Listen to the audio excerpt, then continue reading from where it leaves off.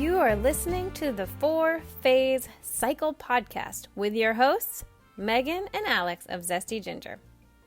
If you're looking to naturally balance hormones and learn how to work with your body instead of against it, you have come to the right place. As a duo of an integrative MD and a functional diagnostic nutrition practitioner, we use the 4 phases of the feminine cycle in combination with functional lab work to transform the lives of the women we work with.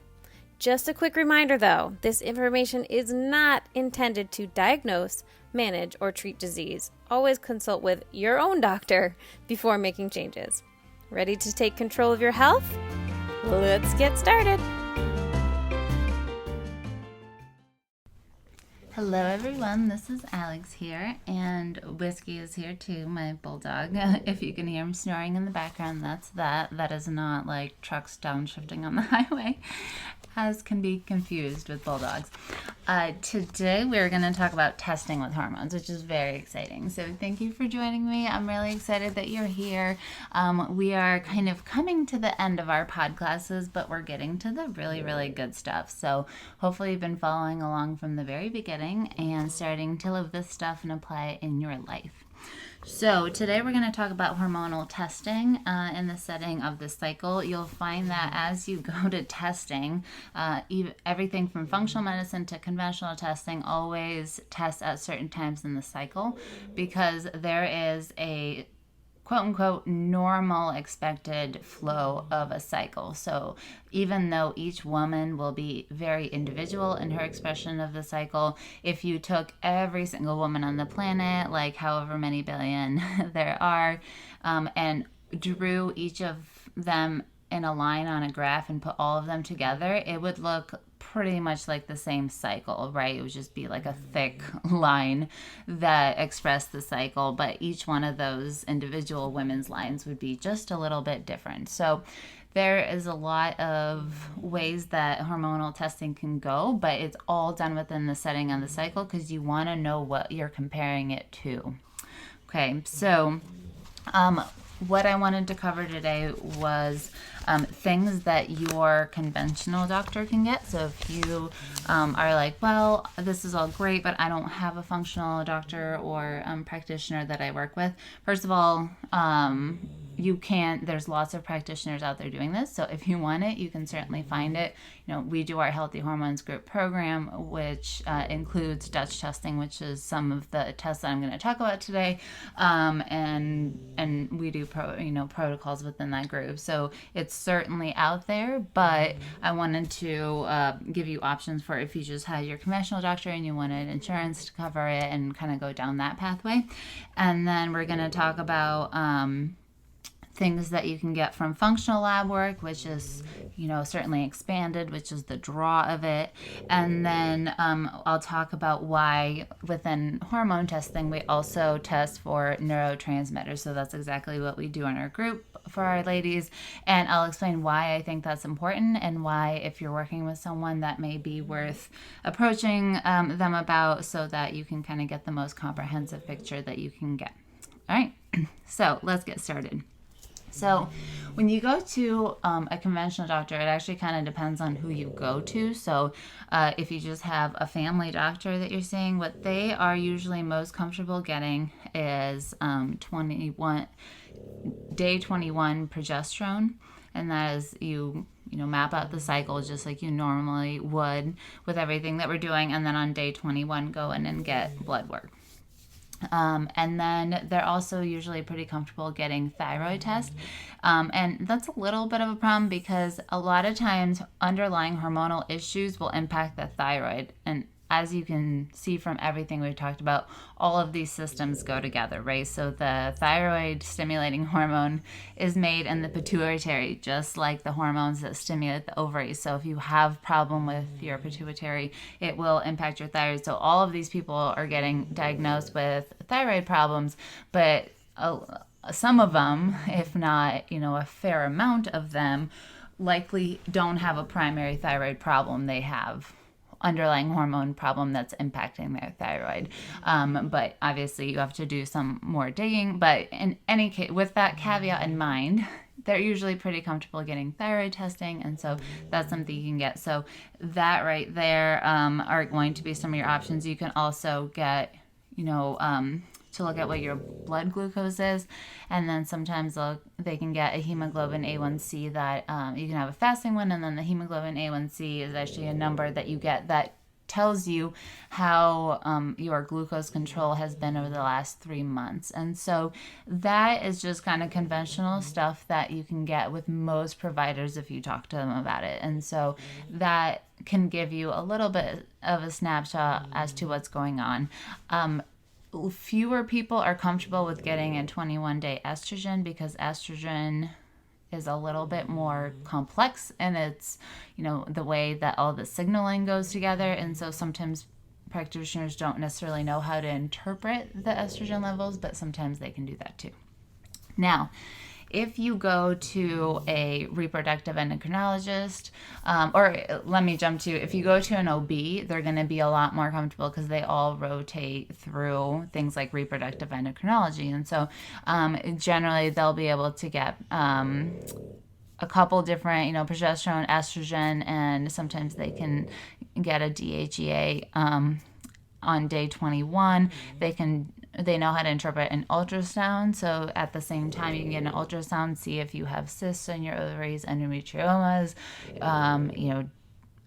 there's lots of different stuff that the ultrasound can tell you about structural problems. So any of those, surgical adhesions, there's too many for me to name, but things like that. And then sometimes they'll get even things like vitamin D levels, which work with all of the insulin resistance labs. They, I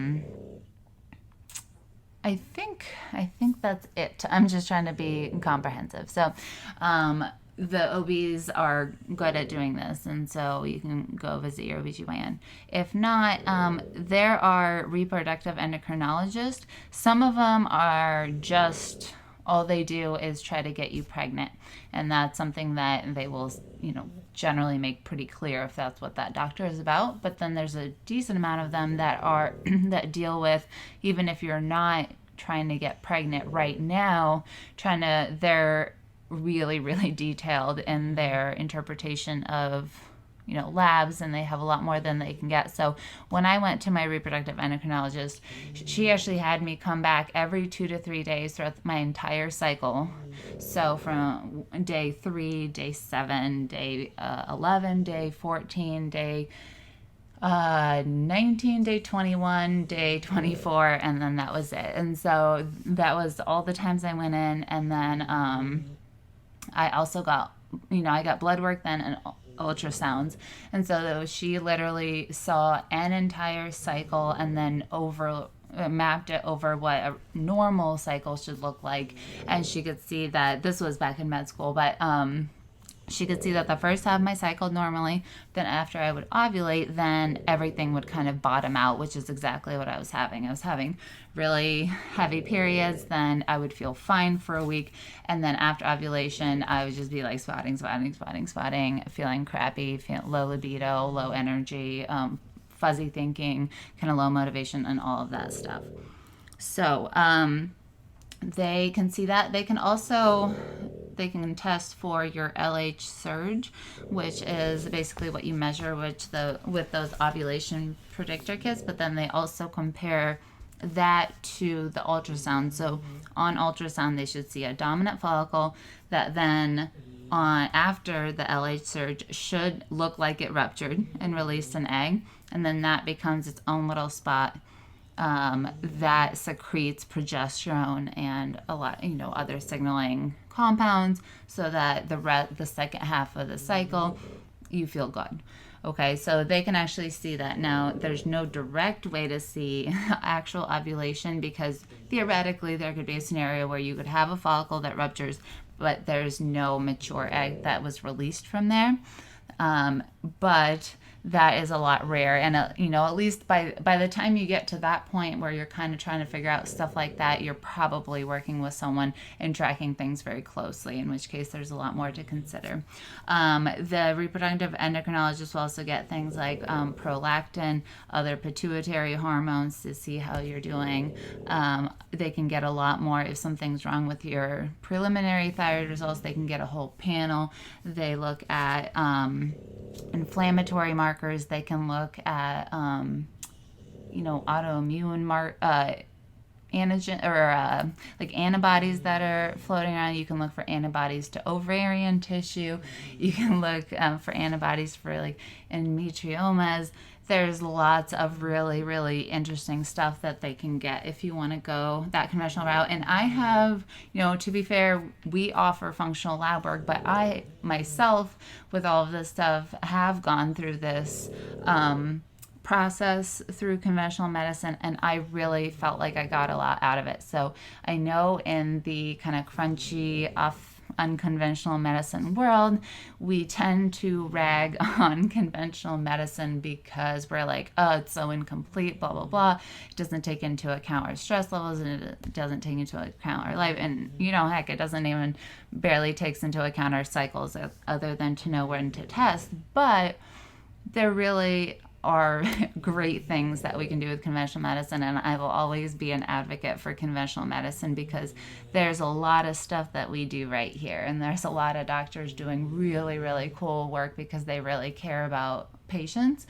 They care about making a difference, so they're really pushing the boundaries with a lot of this stuff, and I think I will always think that there's a place for this. So before you go completely discrediting, just your regular old doctors, sometimes it can be really nice to have a detailed look about everything that's going on, keeping in mind that when it comes down to taking action, when they may recommend supplemental hormones, which we already talked about, and that I'm cool with, and as a just symptom reliever when things are really miserable, you can still do all of your integrative, functional life stress management, dialing your food, all of that stuff on your own to supplement. But a lot of this information is very, very helpful to how we feel on a regular basis. So that's the conventional medicine side.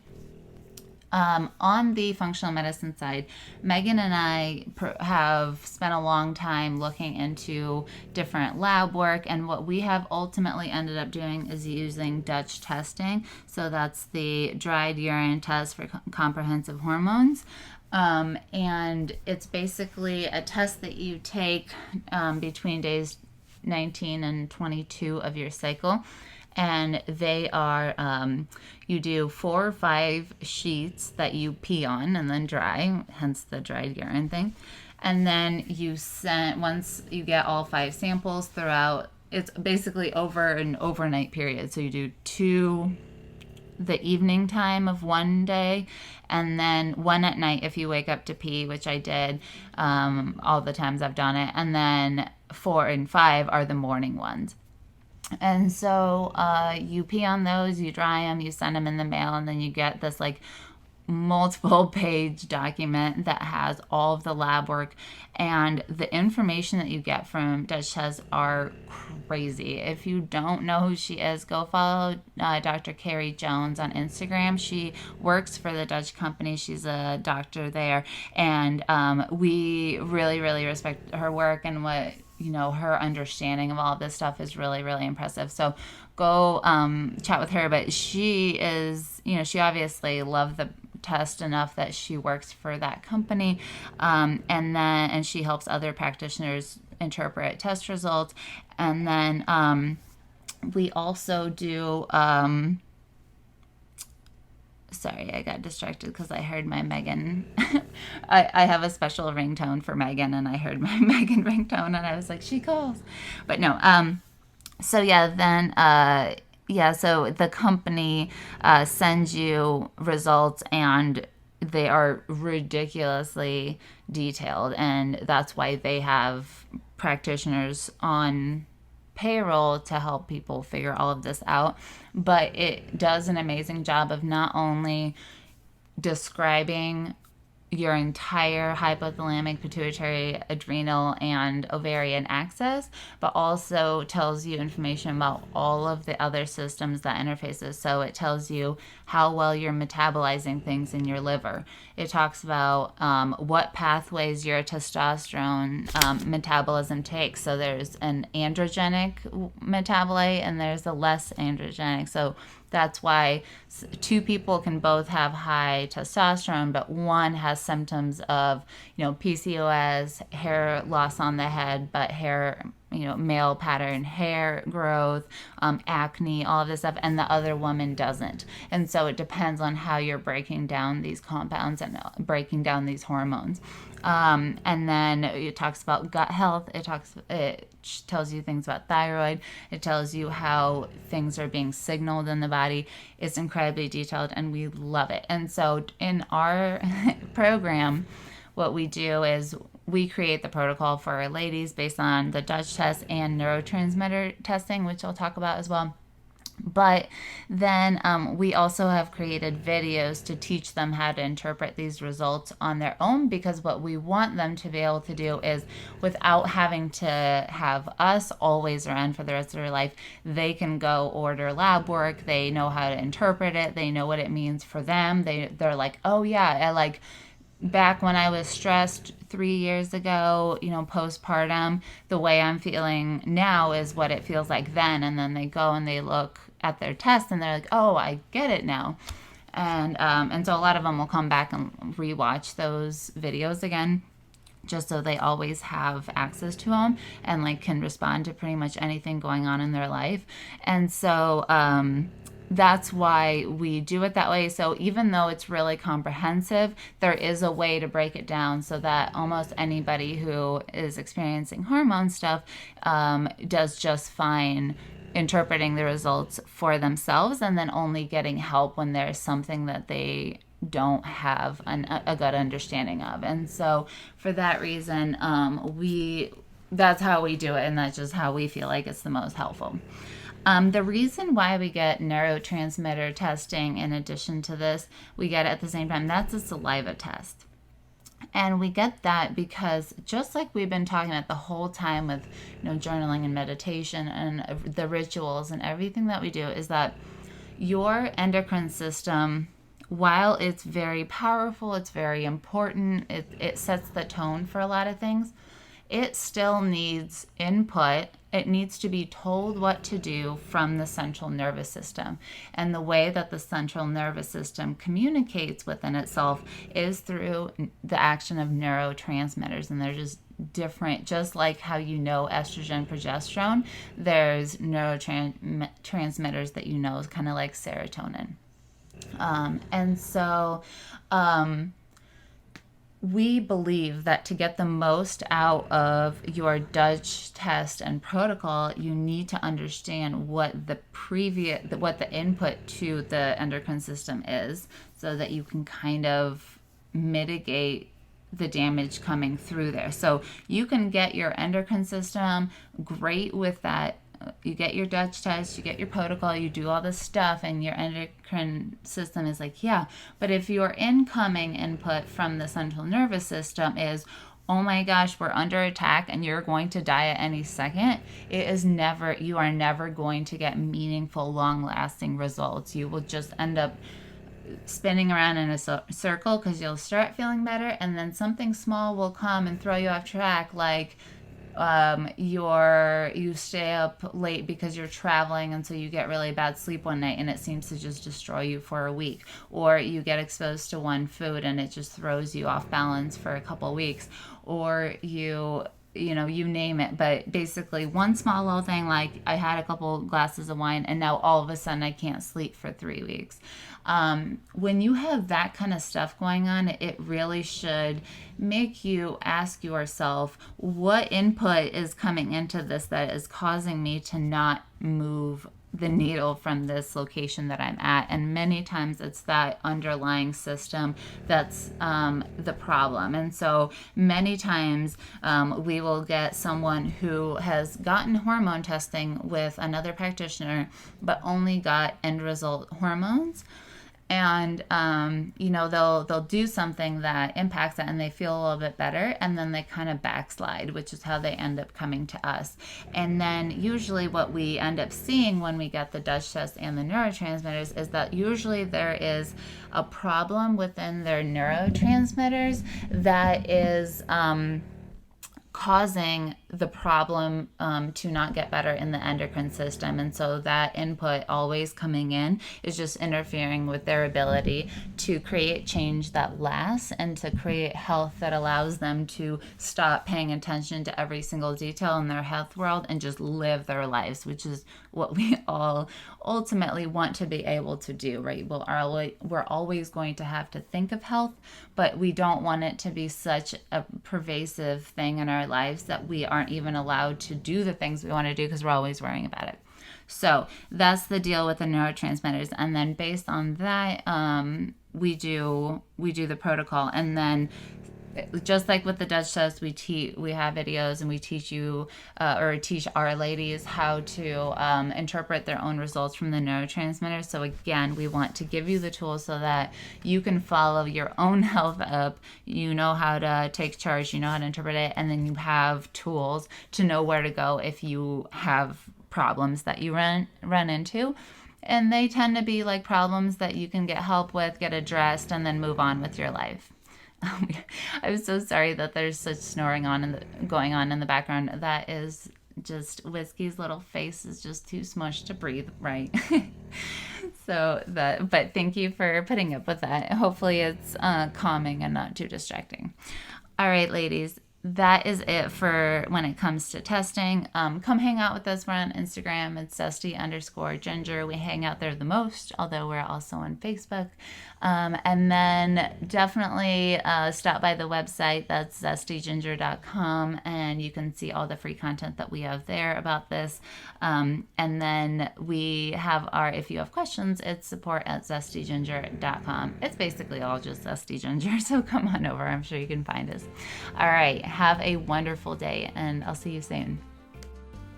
Hey, thanks for stopping by this Podclass. If you are ready to dig deeper into your health, really understand your cycle, stop guessing with random supplements, and start testing, our Healthy Hormones group starts September 27th. You can find more details at zestyginger.com/healthy hormones and find out if this is the place for you. And as always, we offer free 20-minute consultations, so jump on the phone with us and we'll help you decide if it's a good fit.